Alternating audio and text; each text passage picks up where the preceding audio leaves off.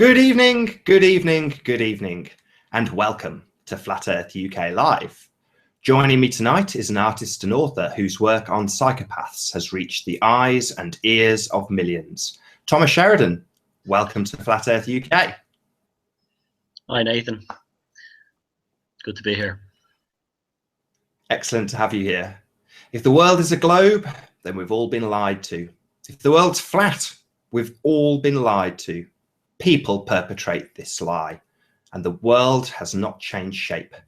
Thomas, can you kick us off by telling us what is a psychopath?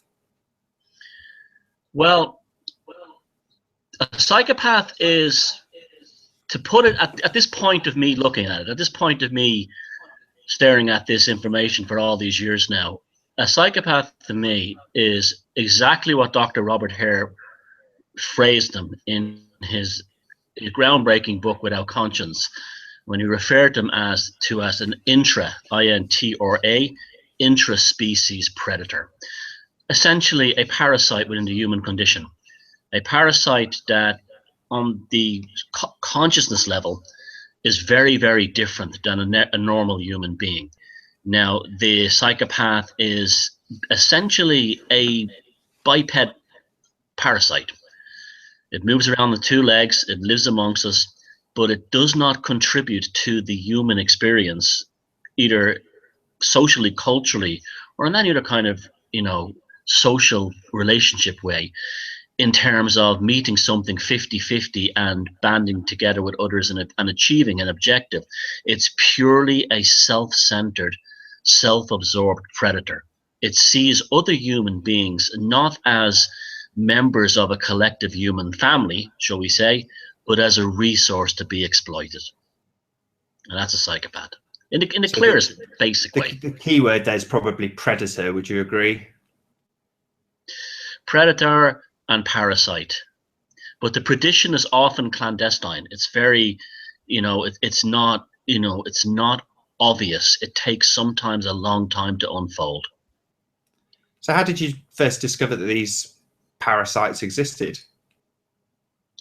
When I was about 10, there was a couple of bombs went off near where I lived in Dublin as a kid, and a lot of people were killed.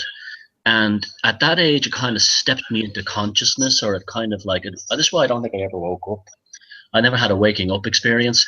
I think I just could not get it into my head that human beings at that young an age could be so vicious and brutal towards one another.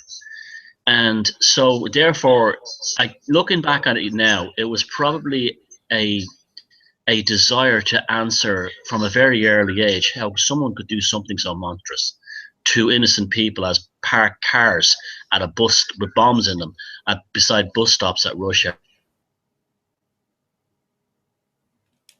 Gotcha. I think you've frozen up for a second there.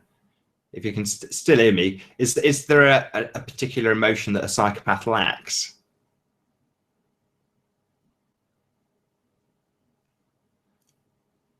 No, I think we've lost Thomas just for a moment. Hopefully we'll get him back very shortly.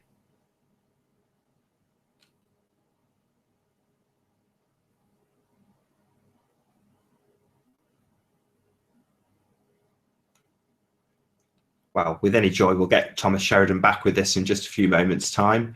Hopefully we'll go through all of the various questions that I've got for Thomas. As you can probably tell from our lack of direct feed with him, I may go to some questions, see what everybody's saying in the feed. Nothing particularly exciting at this stage to keep me trundling along. I was hoping that if we had Thomas with us, we would still be talking about psychopaths' distinct lack of empathy and an inability to sort of see it from a normal human point of view or be able to relate to that person. Oh, I think Thomas has just dropped off, and hopefully will reconnect us with us in just a second. And when he does, we will talk about psychopathic lack of empathy. I know from watching lots of Thomas Sheridan's work in the past that Thomas has worked in some very high institutes and financial institutes, and from his other interviews, he sort of explained how he has got in touch with a psychopath quite directly, who knew that he was a psychopath and had explained to Thomas exactly what that meant in great detail, to give him, I don't know, a background and understanding. And that's kind of where Thomas has gone. Oh, I think we've got Thomas back. Superb. Can you hear me, Thomas? I think you're just on mute at the moment. I think you're on mute. Yeah, okay. Yeah, Perfect. I just lost connection. Okay. Actually, my question to you, Thomas, if we can pick back up, was what is it that psychopaths lack? They lack. Well, actually, it's a funny thing, because if you actually get one of them underneath an fMRI machine, and this is how they discovered how they're quite different as beings. It was a diagnostic system and a testing that was done, firstly developed by Robert Hare, but there was flaws in that, because he mostly interviewed, shall we say, criminals. And a lot of psychopaths are not criminals. They're very clever about not getting into trouble with the law, but there are criminal ones too. But the best method for detecting them is to put them under an fMRI machine and kind of bombard them with a series of images that have a very emotionally intense on both ends of the spectrum. A normal person would show very specific, shall we say, brainwave patterns in certain partitions of the brain relating to extreme imagery. So if you show them someone getting beheaded by ISIS or whatever, certain parts will light up, showing a reaction of shock. If you show them an image of puppies and kittens, other parts in the frontal cortex will show activity, showing a feeling of empathy, nurturing, and caring. The interesting thing about a psychopath's brain is, under the fMRI scanner, it's really interesting, is that it's a flat line all the way. It never shows an emotional fluctuation when exposed to stimuli of extreme emotional intensity. And that's probably the best way to detect them. It's completely reliable. But when you said, what don't they lack? Their brains do work when they need them to. That's what's so spooky about it. They're almost like an alien living inside a human machine. And when they need to pretend to be compassionate and caring, they can put on the fake tears, the fake crying, and so on. But when you get to kind of be aware of it, politicians are a fantastic way to watch them, because you can see their transparency. You can see when they're fake. And so that's what it's not a case that they lack it. It's just that they don't have any desire to use it. And that's compassion for other people. When you mentioned Robert Hare, and is it the Psychopathology Checklist Revised? Have I got that name right?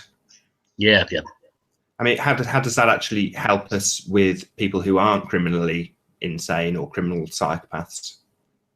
Well, you see, a psychopath is not insane. That's something that's constantly, brought up by people. It's a tremendous misunderstanding, and this is what allows them to get away with what they do. They're not like schizophrenics or people who have delusional psychosis or people who have, maybe suffering from extreme depression. They're real mental illnesses. Psychopaths are actually very well. In some ways, they're actually probably more well than we are, because the world that we live in is so completely fucked up and dysfunctional that they are actually more, they're in this world we live in, as just twisted as it is. A psychopath is probably the most cognitively healthy person within it, because that's why they succeed so well in politics and big business, for that reason. So it's so funny when you say, when you mention healthiness, they're not unwell in any way.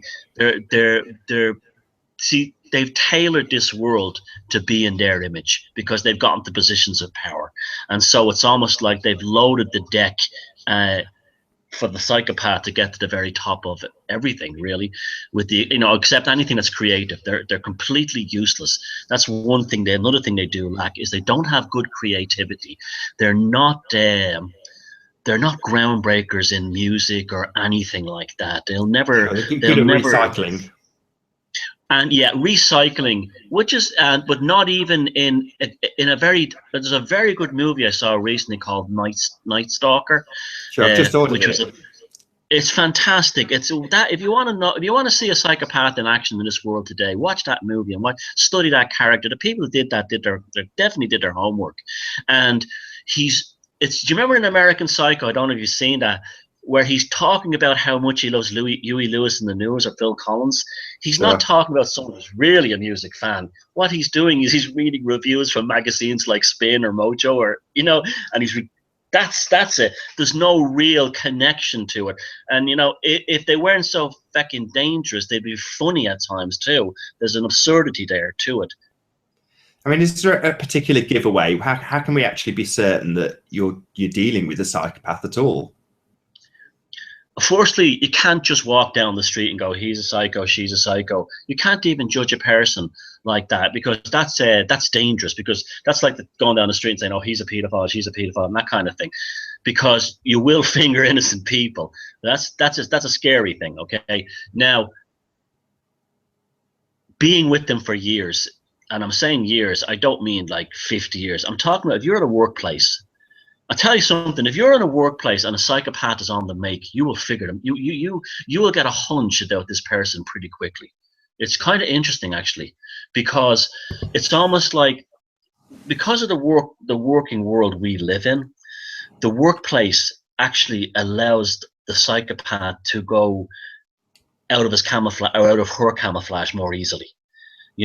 I can remember one guy I worked with, and he was very fond of going around the office and saying things like, things are really bad out there, there's no jobs, and we've all got to pull our weight here, or some of us will have to go, some of you will have to go. Now, at the time, this company was extremely profitable. There was plenty of jobs in the end for any of us. We were all highly qualified people who get jobs outside, but this creature was just feeding on the energy of the others in the office by creating a false paradigm of fear. What politicians are doing, lots of other things. Really interesting. The workplace is a good way to do it.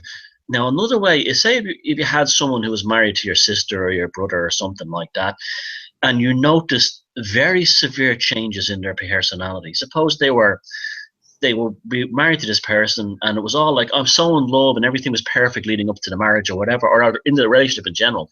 And suddenly, after a while, you notice a sort of a behavioral deterioration in your friend, or your family member. They're not as happy as they used to be. They've lost their sort of spark of life. They may be undergoing something called gaslighting. This is a very frightening and disturbing thing, but the psychopath that they're in a relationship with, or it could be in a job as well. Someone gets the dream job and then suddenly turns into a very unhappy and very, should we say, insecure person. They're being gaslighted by the psychopath, and they're being told that reality is wrong. And when this is a frightening thing, because they can do things like completely demolish, now slowly, over a long period of time, and sometimes quickly, which is kind of scary too, the person's sense of self. That person's sense of self is demolished. What happens is they're not even sure of themselves anymore. And that's the idea. The psychopath wants the person, especially, and I would see them almost like a fun target to do this sometimes. You'll see, I've seen this. It's never happened to me on the job. Thank God. I pulled out when it nearly did happen to me. Was being done to me, but I've seen it done to people I work with, where they were like crushed slowly within the job through comments, remarks, being told things like, on a Friday night, say on a holiday weekend. I'll tell you this one story. I'll never forget this long as I live. I was working in this one company, and it was a holiday weekend. On the Friday evening, this psychopathic guy that I was working for, well, he was the boss of the department. He puts the speakerphone on at 5 o'clock on the Friday evening when everyone was leaving to go, and he starts going, could you get on, could I get so on this conference call, please? Yes. And then he goes, are you guys fucking serious? If you do not solve this problem right now, I will shut down this entire operation, and all of you will have no jobs on Monday morning. Now, he made it sound like there was a huge emergency. He got all these people on, terrified that they were going to like not spend the weekend with their families, right? And I was the only one in the office at that night. And when he hung up the phone, he jumped up out of his chair. He slapped his hands together, came out to me and went, have a great weekend, big guy. He had just done that to mess with their heads. Yeah, the pure delight, just for the fun. just for the fun, and he got his rush. They're addicted to adrenaline, and he got his emotional rush. And those people's weekends were devastated. You know, their lives are. But he and switching like a switch. You know, and I was actually about 7 desks down from his office, and I was like shaking while I was typing, and I said, "Oh shit! I hope he doesn't come out and start on me." Well, oh, when he was on the actual phone call to them. Yeah, the people on the phone calls he was with were all heads of other departments, but he was putting them on. He was being, and this guy used to have Machiavelli quotes on it. And but he came out in a switch in personality because that persona wasn't real. That was just and quite frighteningly plausible. The anger he was projecting, but it wasn't real. It was a mind game. That's a really good poignant example of gaslighting, but gaslighting is a term that often gets misused. Can you give us a bit more detail on what that actually means? Yeah, nobody was talking about it before I said it. Well, big time, but now they're using it all the time, and I see it for the most silly things. You know, like I saw some comment there, and it really made me laugh. Like I tried to buy something in a shop the other. This is what this person was saying the other day, and the wrong price tag was on it. And the manager came over and explained to me that someone in the shop had put the wrong price tag on it, and it's actually a few euros more expensive. And the person writes down, "I was clearly being gaslighted." Now that was just a mistake, you know. But what it is gaslighting is the specific annihilation of another human being's consciousness with a very specific determination to destroy and crush their personality in order to take something from them, either their dignity, their job, their money, their lives, their sexuality, you name it. It's terrifying in it's the way the psychopath will be strategically involved in this. The film, The Talented Mr. Ripley, Matt Damon plays that part perfectly. Yeah, superb. Superb. That's one that was my best example until this new film Night Stalker came out. But yes, you know that scene where he approaches the guy Dougie, who was played by Jude Law, and he drops the jazz albums on the ground. Now that's to pretend I'm like, see, they'll learn everything about the person. Sure, right? They They'll learn everything about them. Yep, and then they will demolish the person by undermining all their values, their psychic integration. Really, that's when you really want to think about it, you know.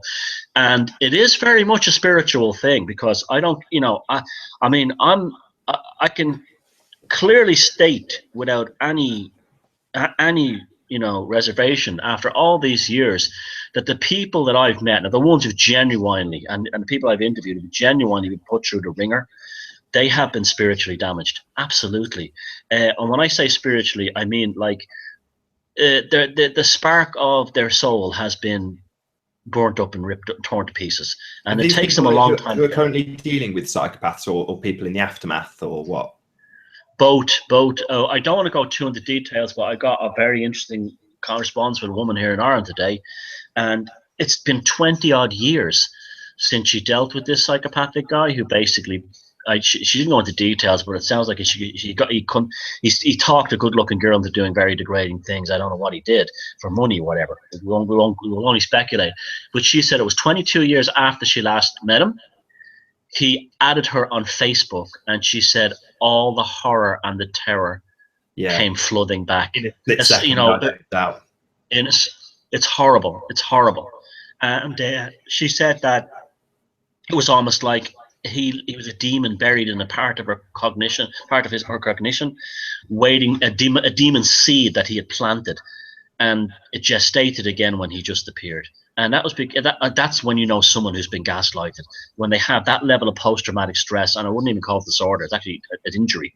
And years later, it comes back through either like the aftermath of a horrible relationship, abuse at workplace bullying can be one of the most horrific ones of all, and that kind of thing. And even say a friendship circle, you know, a social circle, we'll say, right, where you could have one person in there who's demolishing another person in that social circle in order to take it over. I mean, this is why I don't join clubs, I don't join groups, because I know it's if they're successful, and they like political parties is a good one.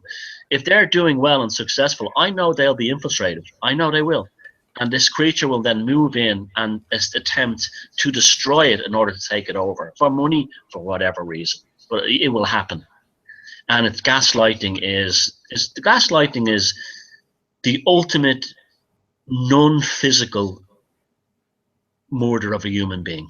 It's soul. It's an attempt to soul murder them. Yeah.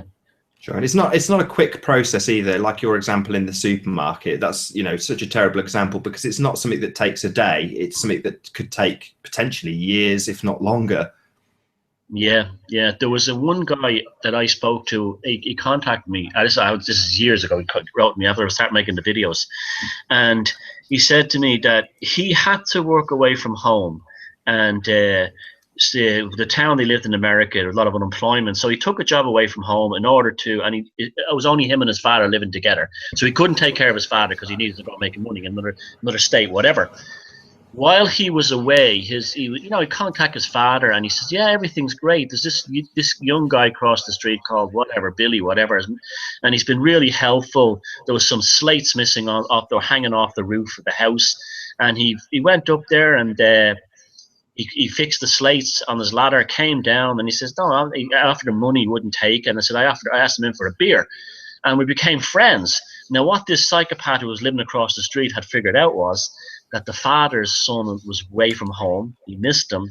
He was dependent on that relationship, and the psychopath figured out, I'll become the son. Right. And some of the stories, and so what started out was what seemed harmless and innocuous and healthy, as meaning the old guy bringing over 6 packs of beer to the old guy and they're watching sports together on TV, developed into doing things like getting up, turning the TV off, and then sitting back down. And the old guy is saying, why did you turn the TV off? And he goes, I didn't turn it off, I'm watching it. What do you mean I'm watching it? It's on, the TV's on now, watching the football game. What? Oh, I think you're going senile, Joe. This kind of thing, And luckily another neighbor called the son, and they got back and chased this guy out. But he was already moving in on his will. He was already spending his credit cards and on TV shopping and things like that. And that took months and months and months. And what started out as like what seemed like just harmless company from the neighborhood was an attack. He'd done his homework, like you said. I mean, that's a psychopath. But before you get to the stage where you can, I don't know if you would just associate the same thing, but crazy making is another way that it gets phrased. But before you can get to that stage, you have to do something, which again, I don't know if you coined this phrase, but love bombing. Can you explain what that is? Yeah, I didn't come up with love bombing. Someone called Margaret Singer came up with love bombing in a book about a fantastic book called Cults Among Us from the 1970s, in which she studied cults. And love bombing is an integral part of cults. So you come in the door the first time. Cults usually target people who are on the margins of society, that kind of thing, and then they'll come in, or someone who's damaged in a way, and we love you, you were your friend, that kind of thing. So she coined the phrase. But yeah, love bombing is what psychopaths do. They'll seem like your knight in shining armor. The person is going to save you. They'll bullshit their way into a company, an organization, as the hotshot is going to solve this, is going to fix this place up. And in reality, they've got all the jargon, all the spiel, all the glib, superficial, hey buddy, how's it going, that kind of thing. It's all bullshit. And that's love bombing, because what it's been shown, I see human beings it's so interesting how a gesture of love and romance can actually release all kinds of chemicals in our brain. This is what Valentine's Day is about. It should be called the festival of dopamine, and oxytocin. And these chemicals produce this calming, relaxing, this sense of security in us, because it brings us back to the time when our mothers breastfed us, or nurtured us as children. And it's the same thing. It's the comfort, and that comfort can become a very secure thing. But what happens is when the security sets in, they'll pull it away, and then you crash. And then what you have is a situation where you're desperate to try and get that love back. I'll give you a good one. It was a research paper I'd read years ago that someone had done research on teenage psychopaths, and into what they were like as teenagers. And one of the spookiest stories I ever read was some guy was saying that when I was in junior high school, there was a kid there who was no friends. So I made friends with him, started hanging out with him, and I noticed he started looking better. He started losing his acne, his asthma started to go away, and he started to seem more confident. And I realized, this is what the psychopath was saying, that I had made him that way by being his friend. And then one day I decided to see what would happen if I took it away. So I put him in a social circus of other people, and I said, this guy here is a loser and an asshole. And right in front of him, they all laughed at him, or said he discovered some secret that he found out about him. And he said, and yeah, sure enough, he went down and he crouched down and he started, the next few days, his asthma and his acne was back. And then the psychopath is going, and then I realized that if you lied to people that you were their friend or you cared about them, they would do anything you wanted. Yeah. That's spooky. Again, I was going to come on to this probably throughout, but at that point, for the psychopath, obviously you're speaking for them, how are they feeling at that moment? So the guy's just done that to the guy, he's built him up, love bombed the guy, and then completely pulled the rug from beneath him. What does the psychopath actually feel? Well, that's the same thing again, and it's a neutral thing, like, interesting.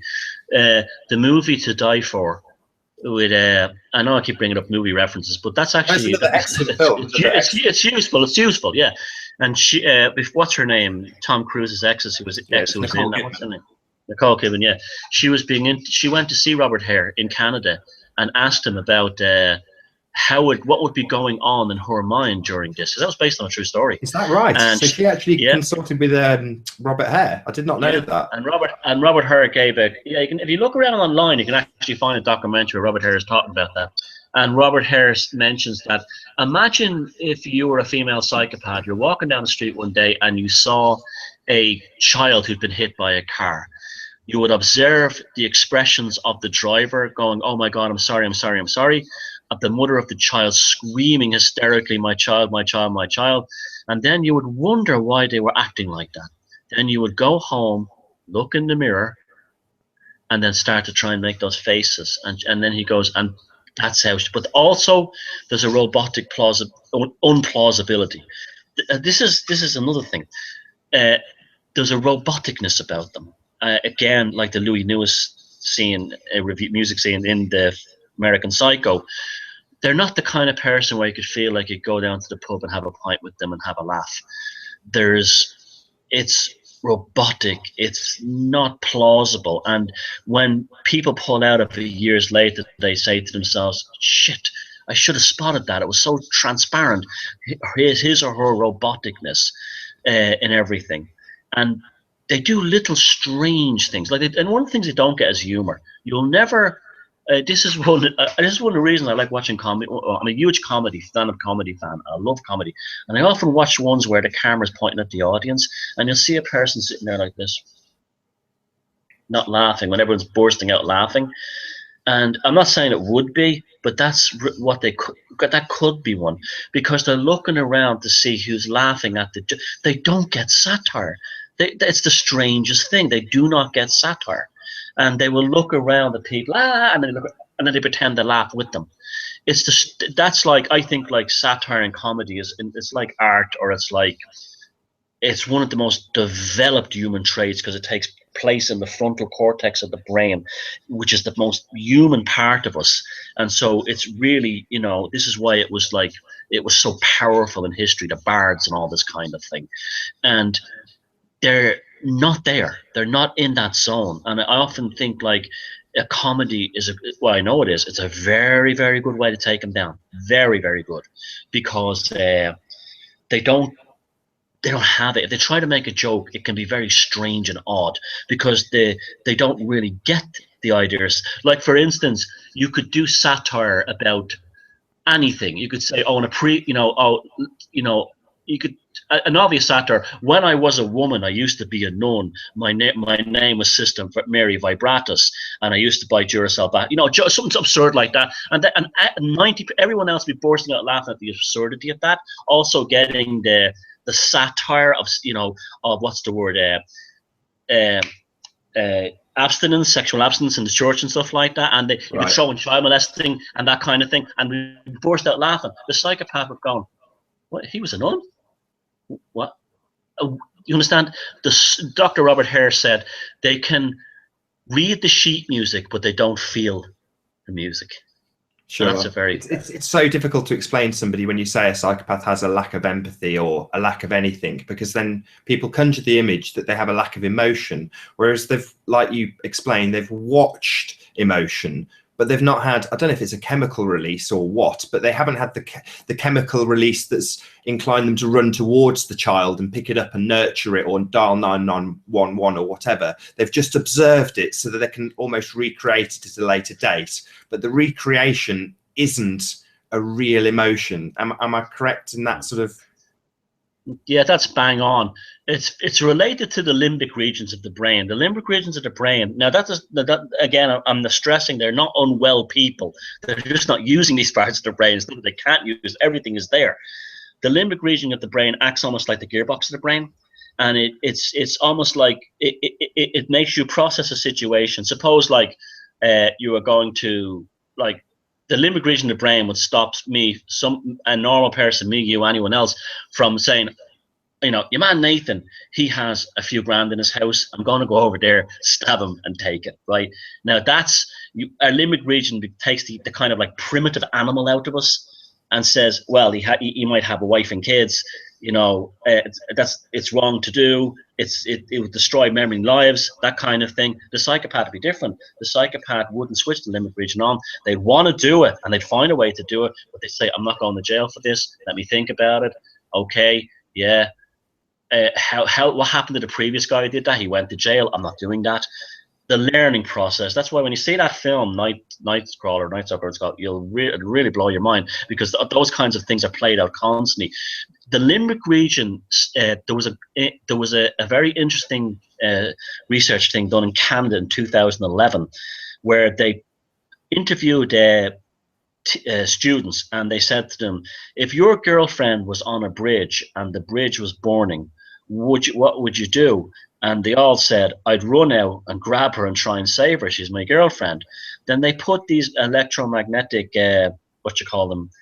probe things on their brain to actually switch the limbic region off. And then they asked them the same question, and they said, I wouldn't run on the bridge. I might get killed. Yeah, all about and that's themselves. The difference. All about themselves, yeah.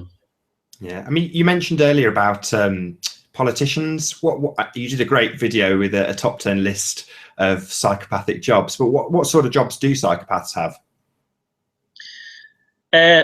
Well, not jobs that require anything creative. So you don't get them. They'll parasite. In the music business, they'd be managers, they'd be promoters. In the art business, they'd be gallery owners. They would be dealers. They would be fellas paying someone to do fraudulent copies. You know what I'm saying. Yeah. They would, and they would be, some of them would be doing very well. Now, just look at someone. I don't want to name names, but it's like, if you look at the music business, you will see, especially today, music is terrible now. In terms of success, the big stuff, right? You can see there are certain individuals who completely control the music scene, right? They completely control it. They don't have any talent themselves, none at all. But there's a smugness and arrogance about them. They like to play God. You see that quite a lot. Now, that any job like that would be good. Now, that top 10 list of the jobs they're drawn to was actually another research thing that was done by University College London, and it was done under this guy called Professor Dutton, who's, to be honest with you, it's the classic academia thing. There's one thing you and I have in common: we're very suspicious of academia. I am too, believe me or not. But so you take it with a grain of salt. But I think as this research was done by other people, and this charge is probably accurate, but they cluster in certain industries, and that's been scientifically shown. Mass media is one of them. I don't think that surprises anybody, right? TV, news, newspapers, and so on. I mean, that wouldn't surprise anyone. The legal profession, lawyers, judges, so on, again. Interestingly enough, not in the military. They'd be more likely to be the politicians sending the military off to absurd and rotten wars. Generally, it's been shown, Martha Stout in her book, The Sociopath Next Door, showed that, like, going way back to the Napoleonic era, one of the problems that they had, that leaders of countries had with the military, is that they couldn't understand why soldiers wouldn't kill constantly. Shooting They over people's discovered heads and so on. shooting in their legs or trying to miss them. That was actually a huge. That's what a Prussian education system came about. It's another subject that really interests me. The Prussian education system. You want to talk about psychopathy in action? They decided that the best way Prussia will prosper is to turn our citizens into robots, and that's where that sort of Germanic stereotype came from, of the, I'm just following orders kind of thing. And that's been adopted by every educational system in the world ever since. Yeah, exactly. That's it. And that would be one. There was other ones that media, lawyers, the legal profession. Now, politicians wasn't on the list, funny enough, because academics know who pays their bills. They're not going to bite the hand that feeds them. But they did a lot of, if you look at a lot of politicians, they're nearly always lawyers. They're nearly always involved and come from the legal profession. So that was covered there. And then there was the other end of the scale. There was things like nursing and people involved in taking care of the handicapped and disabled. They were actually, there was almost zero psychopathy there, because they're really thankless jobs in many ways. They don't pay enough, so a psychopath wouldn't be interested. I mean, there's an assertion that's made quite frequently that Tony Blair is a psychopath. Would you agree with that assertion? Oh yeah, I've no problem saying that. He can sue me. Let's go. Let's put his head under the fMRI machine. Tony Blair, and I said it at an event in London, a very big event, and ever since then my life became very difficult for some strange reason. But yes, Tony Blair, if he's, what's that? I said, is that so? Oh yeah, I'm on the watch lists and everything. When I go to fly, I'm on the section where they have to, where you come down as people to be watched and stuff. I'm flying now to the UK, and it happened right after that. But anyway, Tony Blair, if he is not one, then I will refund all the money that I've ever made from my book sales. Tony Blair demonstrates frightening levels of that kind of behavior, especially it is. After what he did let's look at how he got elected. Do you remember that whole new Labour thing, right?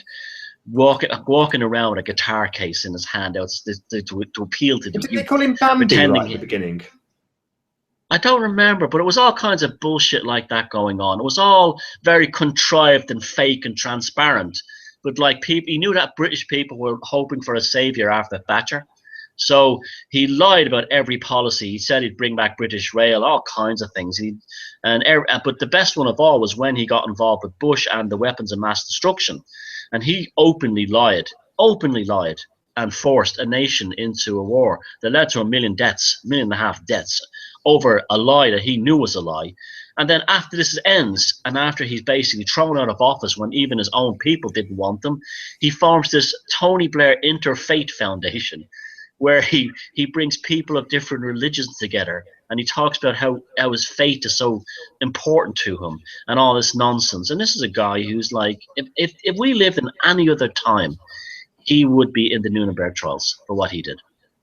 And yet he walks around as the great peacemaker and the saint. He has gaslighted the world, actually. He's gaslighted the world to make, lots of us can see him for the piece of shit that he is, but he's gaslighted the world to have people believe, millions and millions of people believe, that he is a fucking peacemaker on the bodies of millions. And that to me is frightening. Sort of like, it's the perfect new mask, walk away from the old life. The new Tony Blair's a different person now. That's exactly it, because that's one of the identifying factors as well. Their personalities are not real. Now, we all go through stages in our lives that are usually caused by changes in lives, like a relationship might end, or we might go on a new career path, we move into a new social circle. That's different. That's almost like a cultural survival thing that's how we are as people. If the damn, it's instantaneous. It's an invention. They put that mask on to to get what they want. You know, one minute they'll, you know, if they go into one town, they'll be a Christian minister if they think that's where all the money in that town is. In another town, they'll become like I don't know, pretend to be a lawyer if they can think, you know, to take a class action lawsuit on behalf of people who've all been, you know, damaged in an industrial accident, and saying, I'll get you all justice, while he lines his own pockets. In another town, they could be a Satanist. In another town, they lie and they lie and they lie and they lie and lie. It's just a persona switching thing. And then, is there always a purpose behind the lies? yeah, to control and manipulate. It all comes down to power. They're only really interested in one thing, is power. Two things: power and control. They're not interested even in money, really, as per se. If there was no money in the world, they'd still be obsessed with this stuff. Like, that's what people say. Oh, we had things like resource-based economies, there wouldn't be any psychopaths. Oh no, they would find a way in there. We'll never be rid of them. This is the thing. I mean, this is why I say, you know, don't be hoping for a utopia where you don't have them and we're all like riding around on unicorns in a land of peace. It's better to protect yourself, get this knowledge out there, and to protect you and your family, especially when you're an adult and go to work at the workplace. Because that was really what got me going, Nathan, was when when I first started really reading this stuff and really finding it all out. I was like, how come we were not told this in school? They give us every other kind of health warnings about diseases and nutrition and everything else. Don't drink, don't smoke, blah blah blah. But the one thing that's everywhere, that's most dangerous and caused the most problems, we're not told about it. And that was kind of an anger. It would have saved me an awful lot of shit in my career and my younger years if I had known this, because I would have been able to avoid these bastards, you know. And so that was the reason. You say they're everywhere. I mean, is there a percentage that you can give people, or how can you kind of quantify that so people understand what you mean when you say these people are everywhere? Because they are. 1% is probably realistic across all society.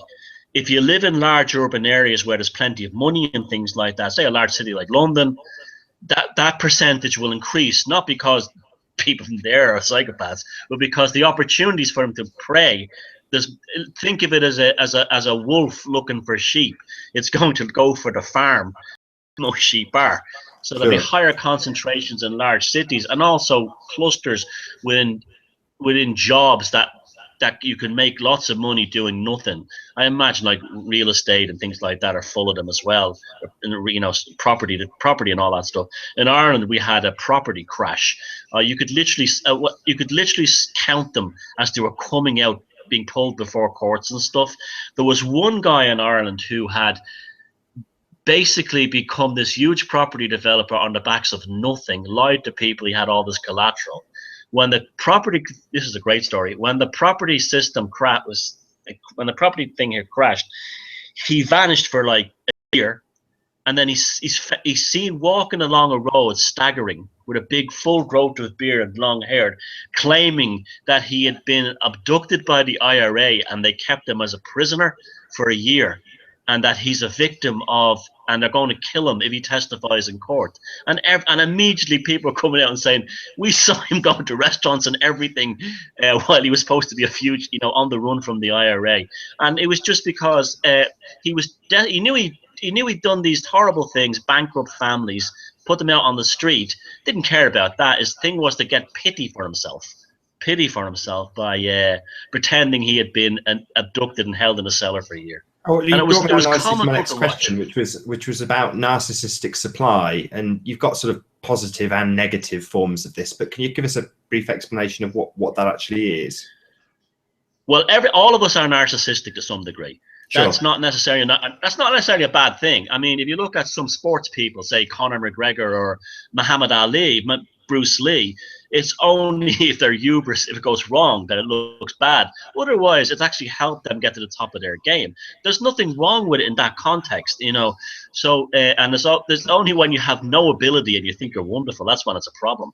But that's when. No. So people wanting, you see it on Facebook all the.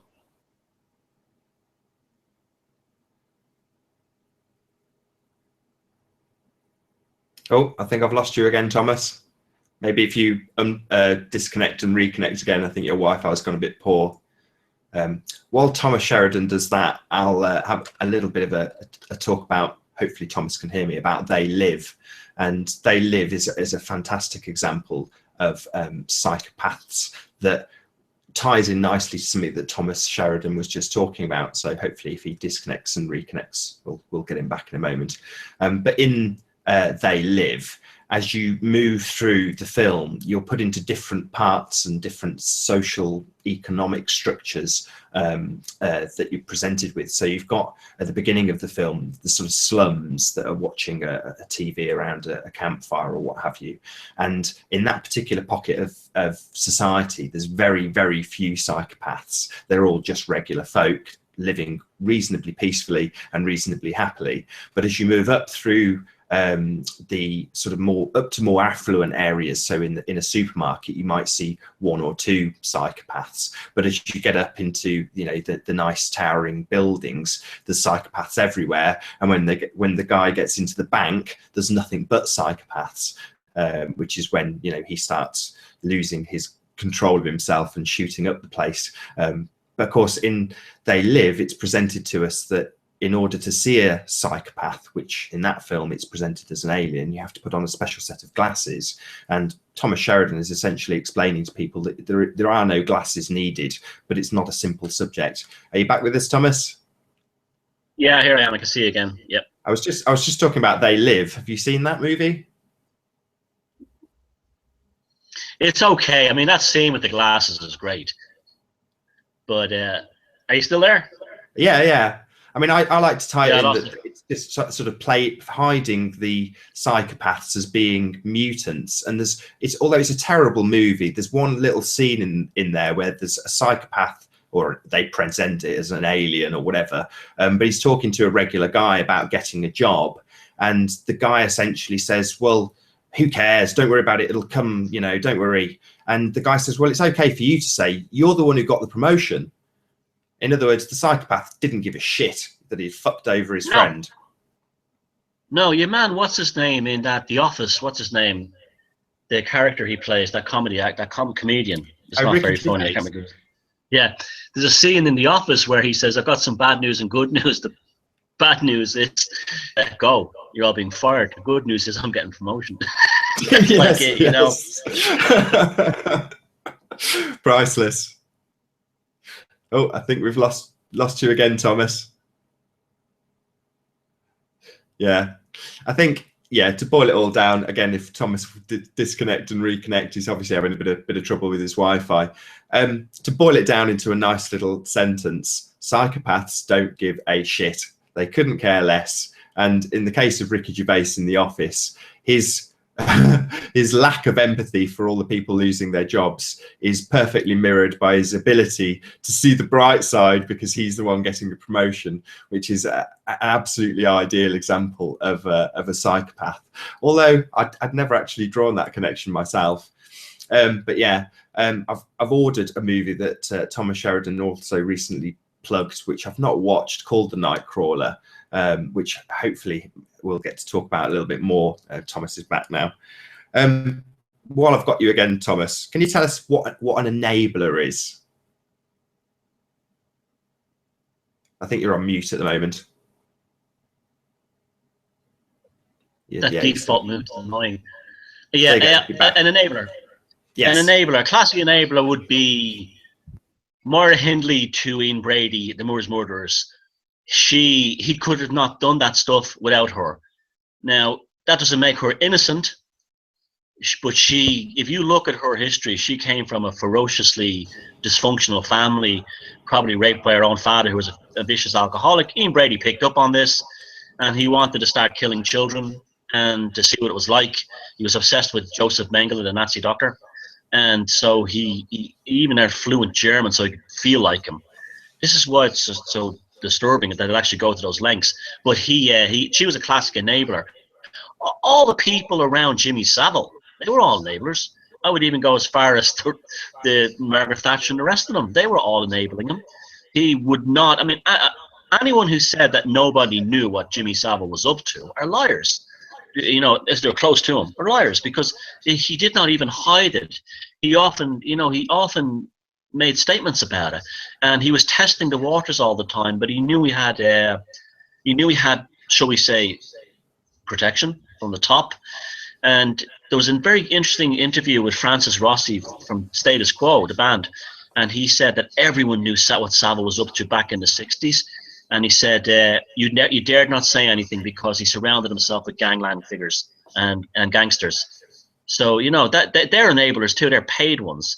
But yeah, it depends. Like if you're a, you know, if you were a psychopath in the middle age, in say the late Middle Ages in Italy, your enablers would be the entire country, because you'd be able to pay them or terrify them. But most enablers are people who have been duped. I have a lot of sympathy for them, actually, in many cases. Now, that doesn't mean if they break the law they should get away with it. They shouldn't. But their enablers could be anything from their mother, who doesn't want to get rid. You remember, I don't know if you ever watched EastEnders years ago. Dot Cotton's son, Nick. I did actually. I don't now. I don't watch TV, but I remember Nick Cotton.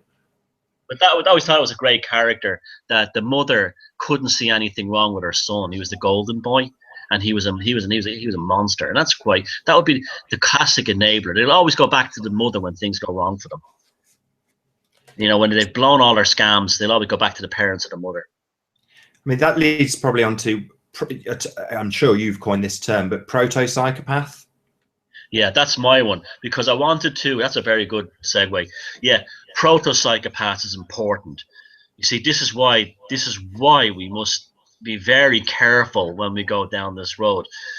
A proto-psychopath is someone who may demonstrate psychopathic pathology, behaviors, but is not actually a psychopath themselves.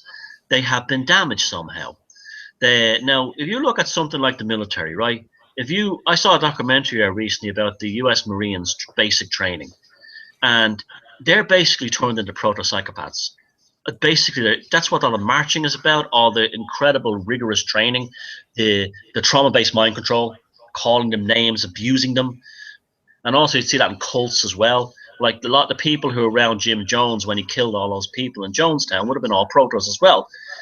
They're often been so far gaslighted, and so they've been so far gaslighted or damaged somehow. Suppose a child who was a victim of serious child abuse, that child is not going to grow up normal. No way. But that doesn't mean they're psychopaths. It's just that they're angry, they're lashing out at the world. There's a darkness there. And they can be cured. And if you put their brains underneath the fMRI scanner, they show the normal responses. But if they say, I'm hard me, I'm not bothered by the side of that, they're lying, because the brain scanner will show that they're actually being disturbed by it, but they're shutting it off. And that's why when soldiers come back from military service in combat zones, and the post-traumatic stress kicks in, and they end up, going bonkers, a lot of them, is because the proto-psychopath that they were made in the military is switched off slowly, and their full humanity comes back. And proto-psychopaths are people that can be cured. They can be fixed. A lot of people in gangs and stuff like that, led into grew up in poor neighborhoods. Hervey Cleckley, he wrote a book back in the 1940s called The Mask of Sanity. And he, in a kind of scientific, neuroscience time, he had actually mentioned out that there was high levels of what looked like psychopathic behavior in poor neighborhoods, but he could not determine if these were the same kind of people. And even he, back in a pre-politically correct time, was figuring out that there is an environmental factor to proto-psychopathy, but there's not to full-blown psychopathy, because they can be born in homes where everything was just wonderful and dandy. The parents loved them. They had all the advantage in the world. That was the New York Times about 2011 or 12 had an article about this place in Florida where they got all these children that were suspected to be psychopaths into one place, which is kind of a spooky idea in itself anyway. And they discovered that most of these kids came from normal, healthy, loving parents. Then that brings us back to it's not genetic. It's not. And there was no proof of genetics in the genetic psychopathy in the family going back. They're almost like the interspecies predator thing again. They jumped into the skin suit. I mean, I was going to come back to this after sort of the no contact ever again bit, but I'll ask it now. If a family member was a psychopath, how does that actually affect a relationship in a family? It's a funny one because the psychopath may actually not damage the family from within because it knows it needs it. Right. Okay. So, you know, it makes sense when you think about it, doesn't it? You might need his brother to bail him out. Right. But however, you know, but if it will manifest in ways that they'll be the ones who will be constantly getting money out of parents, or robbing the family, like not actually working, not actually doing things, but somehow getting a free, easy life, and preying on the golden boy image, the golden family member, and the other siblings are like, he's useless, or she's fucking useless. There's nothing. Complete waster, and yet we are all busting our asses, and yet that she is the golden child, and usually it's manipulation. That's usually how it manifests in families. But in the direct family, because they need them up until a certain point, if they will not rock the boat. They will not rock the boat because that's the ultimate enabling system. The ultimate enabling system. Yeah. But the most common message I get is I watched my brother or my sister destroy people all their lives. I've even had parents write to me, tell me about this, into my face, saying I had my son or daughter, every decent man she was ever with or decent guy, she destroyed him, used him up, took him for what he's worth, and destroyed him. And did terrible things, and manipulated him, love bombed them. But then she'd go, well, she's my daughter, what can I do? And that's a tragedy of it. That's a tragedy of it. I mean, you've kind of summed it up without me having to rephrase the question, which is if you're in a position where you've got a boss or somebody that you can potentially detach yourself from. I know in many of your videos your advice is to do exactly that and never ever go near them again. But in the case of family, it's a much more difficult situation. You can't do that, if that makes sense. Yeah, but it does happen. There are people that do disown their children and things like that after a while. But you have to feel really terrible for these people because that can't be easy. That just cannot be easy at all. I have a friend in Norway who used to be a midwife, and she said that every so often, she delivered lots of babies, and she says every so often she would pick up a child that felt energetically wrong. It didn't feel right. I said, I can't explain it, but it didn't feel right. And she followed the life of these children, and often the mothers would not bond with them, and the mothers would be kind of thinking that they would be suffering from post-birth natal depression.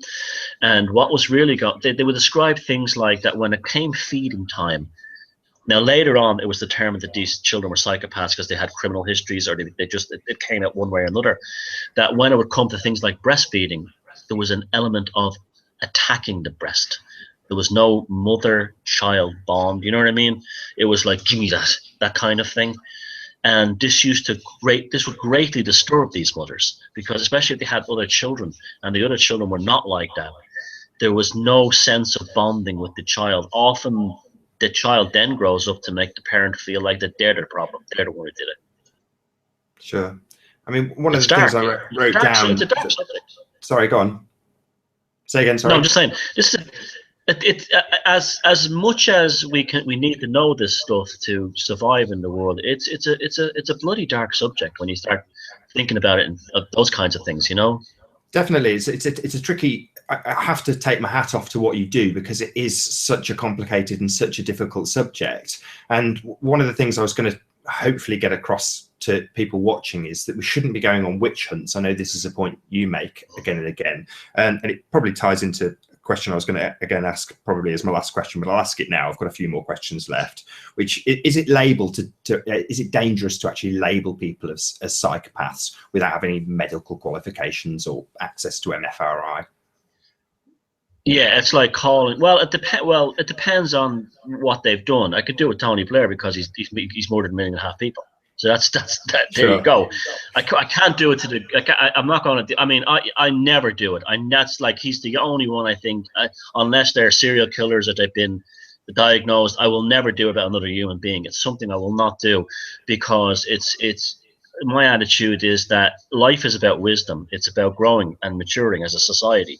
You see, as crazy as this might sound, a lot of the goodness that we have in this world, in a social context, is in response to the monstrosities that they put upon us. I'll give you an example. In Ireland, we used to have a terrible problem with Catholic priests raping children. It was never talked about. It was covered up. And we would not have had this discussion with ourselves as a society, saying, did we judge the Catholic Church too much? If it wasn't for those psychopathic priests in there, because they actually forced us to wake up. Now, I'm not saying that that's a good thing. I'm just saying it's almost like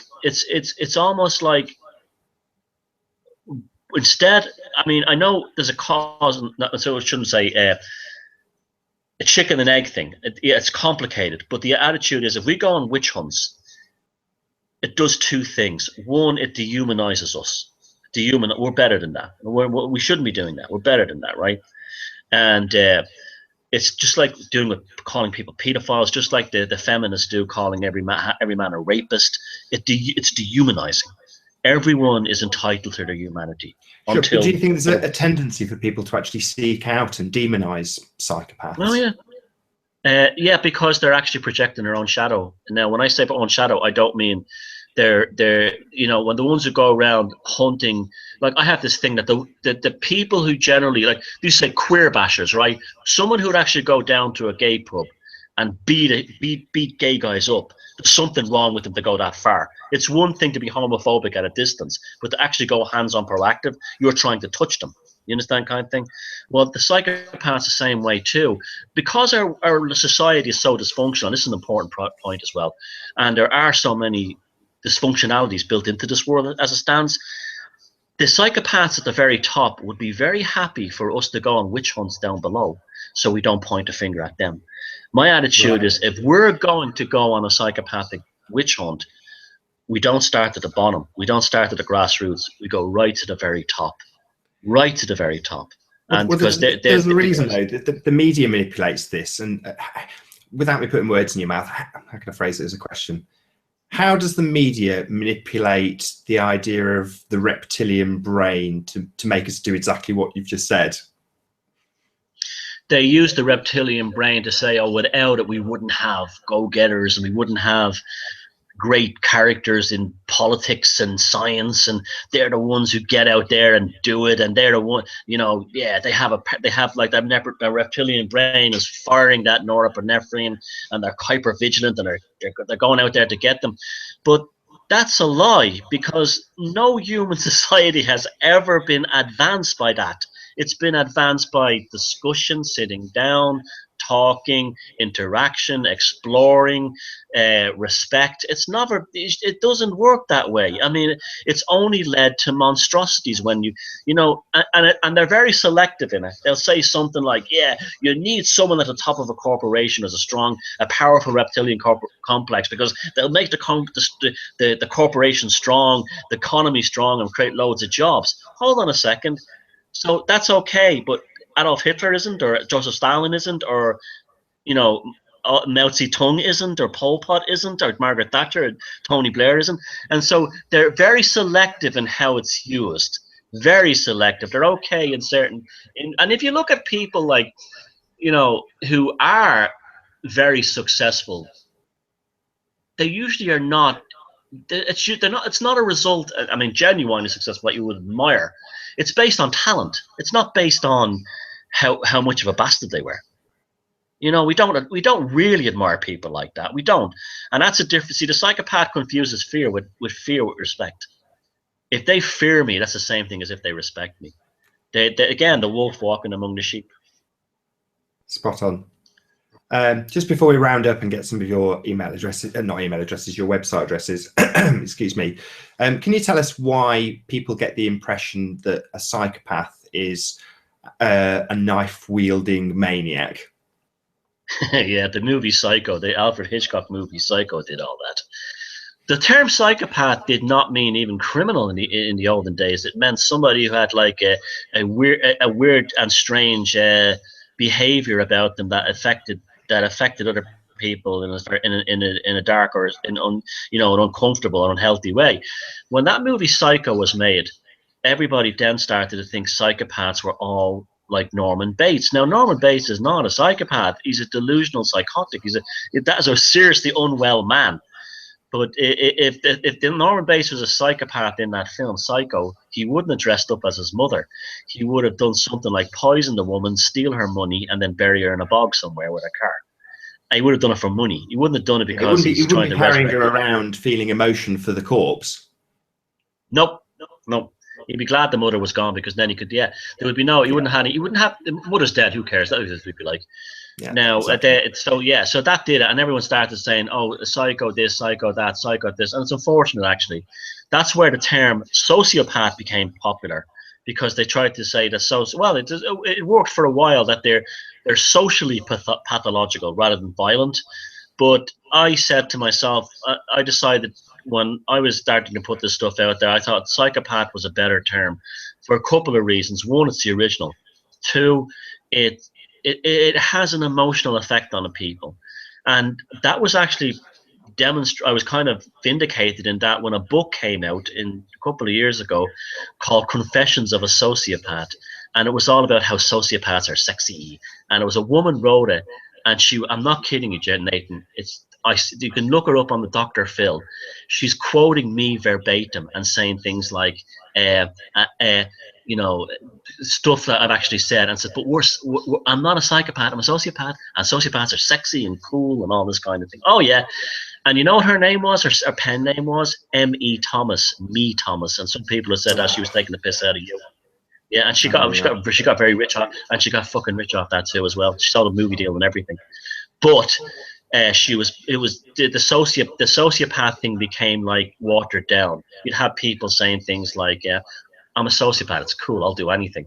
But no, I stuck with the term psychopath, because when you hear that, it's almost like hearing rapist. It's one of those, you jump a little bit inside, and because it's a bad word for bad people. And I will get you to give a bit more clarity to that, if that's all right, Thomas. I know I was just about to round up, but a lot of people on videos I've done a poor job of trying to explain psychopaths, but they will say things like, well, a sociopath's not the same, or someone with borderline personality disorders, it's not the same. Oh yeah. Whereas for me, it's just a way of diluting it down. Would you agree with that? I absolutely completely agree. I mean, it's like I said, are we going to, watering psychopath down is like calling a rapist a selfish lover. You understand? It's like ridiculous. Yeah. It's like, let's not pussyfoot around here. You could be in grave danger of having severe emotional, psychological damage if you happen to be in an office working with one, or a factory working with these bastards.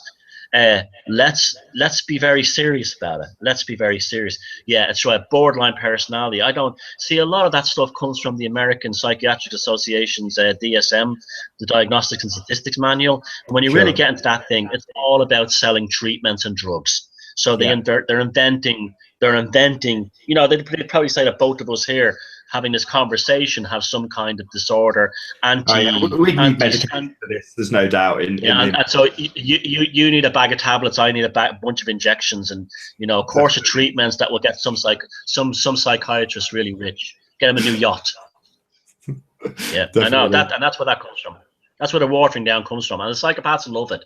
They love it, because that's why I think a lot of female psychopaths get away. A lot of them get diagnosed with borderline personality disorder, and then they're unwell women. In fact, there was one nurse in Italy who was murdering patients and taking their money, and they still didn't diagnose her as a psychopath. They diagnosed her as having borderline. Unreal, yeah. Bad. Thomas, it's been absolutely fantastic having you on. Can you tell us some of your website addresses before we close up? Yeah, Thomas Sheridan Arts, that's it, .com. And my website, my YouTube channel is Thomas Sheridan Arts. And I have a weekly show which is called The Velocity of Now, which is kind of like all the things I'm interested in. And it's a bit of fun and games and a bit of laugh as well. An important thing, before I go, an important thing in all this stuff is not to let it overwhelm you. not to let it poison you. That's not to let it darken you, to enjoy life, to enjoy yourself. Because yeah, the world is poisoned by these monsters, but it's still, we can have a lot of fun and still enjoy your life, and still don't play into the darkness, because when you step into the darkness too much, they will jump in there as the savior to bring you out, and they won't save you, they'll destroy you. Well, you have a nice little catchphrase that you say at the end of Velocity of Now. Can you roll us out with that? I love it. Fuck 'em if they can't take a joke. Fuck 'em if they can't take a joke. It's a good way to live your life with anything. Yeah, definitely. And also to laugh at yourself too, because when you laugh at yourself, it's very good. It's very spiritually healthy and stuff like that. Yeah. Once again, Thomas, thank you very much for being on Flat Earth UK. Cheers, Nathan, and thanks again. All the best, mate. Absolute pleasure. And for all of you who have joined us in chat, thank you very much for joining us live. I've been Nathan Oakley. I'll see you all in the next video.